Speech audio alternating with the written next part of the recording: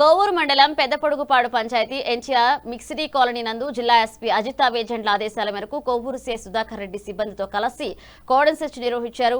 ఇంటింటికి తిరిగి క్షుణ్ణంగా సరైన పత్రాలు లేని వాహనాలను తనిఖీ చేసి గ్రామాల అనుమానిత వ్యక్తులు ఉన్నారా లేదా అని ప్రజల వివరాలు అడిగి తెలుసుకుంటూ 29 బైక్లను 2 ఆటో స్వాధీనం చేసుకుని సీజ్ చేశారు.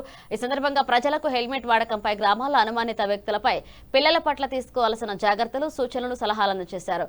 అనంతరం సీఐ సుధాకర్ రెడ్డి మాట్లాడుతూ మీ కాలనీలో అసాంఘిక కార్యక్రమాలు జరుగుతున్న, అనుమానిత వ్యక్తులు తిరుగుతున్నా తక్షణమే పోలీసులకు సమాచారం అందించాలన్నారు.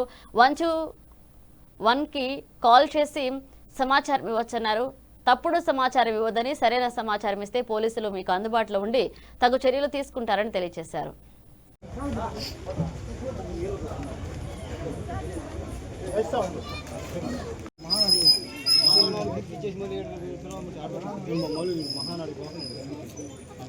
ఎక్కిన తర్వాత వాడికి డ్రైవింగ్ రాకపోవచ్చు, లేదా వాడు ఇంకా వేరే ఏదన్నా తాగిన స్థితిలో ఉండొచ్చు.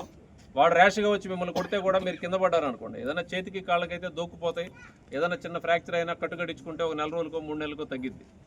హెల్మెట్ లేనందువల్ల తలకి దెబ్బ తగిలితే ఎవరు బతకట్లా, ఇమీడియట్గా ఇంటర్నల్గా గాయాలు అవుతున్నాయి, కోమాలోకి వెళ్ళిపోతున్నారు. కొంతమంది అక్కడికక్కడే చనిపోతున్నారు. హైవే మీద బోలెడన్ని యాక్సిడెంట్లు చూస్తున్నాం.